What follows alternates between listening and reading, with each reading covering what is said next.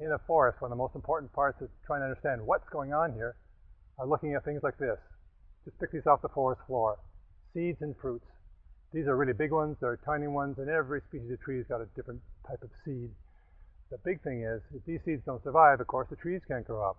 And the worst place for these seeds to fall is underneath their own mother tree. Because if that happens, that tree will have shade, it'll be competing for light, competing for all kinds of nutrients. And that poor little seed hasn't got a chance. But even worse than that, concentrations of lots of seeds under the parent tree are going to attract these bad news enemies, these fungi and different types of beetles who love to eat these seeds and kill the seeds so they can't grow up to be mature trees. So these seeds have got lots of problems to resolve. And one way that they do that is that they have little chemicals in them. Sometimes those chemicals are very, very potent, and they keep away almost all the seed predators. But that's still not good enough when you get lots of seeds together in one place. So what we find is for these seeds to survive, one of the most important things is they have to get away from the mother tree. They have to be what we call dispersed away from the tree. Wind sometimes, but not very often, because it's very hard for the wind to get down in here and blow these seeds around. What we find is more often these seeds are wrapped around with lots of sweet stuff we call a fruit.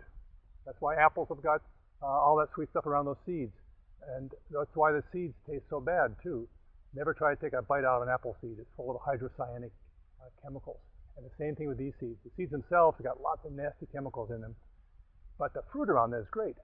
So along comes a rodent, a rat, or an agouti, or a bird, a parrot, or some other animal, and will take and eat the whole fruit, sometimes swallow it whole, and where they defecate, where they poop later on, that seed is dropped in the middle of all that fertilization. But the best thing about that is it's been moved away from the mother tree. And it's by itself, it won't attract the seed predators. It has a much better chance of having light and nutrients and not competing with its mother for that, and has a much better chance to survive.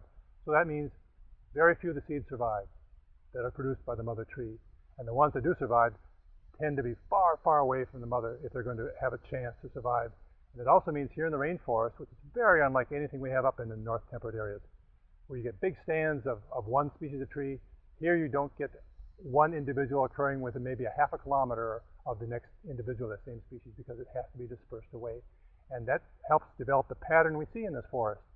Here's an individual species of a tree, and the next individual may be half a mile away or a kilometer away. Because it's dispersed, that was the only place it could survive. It had to be away from the mother tree. So seed dispersion is a big part of not only the survival of the seeds, but the whole pattern of species distribution we see in the forest.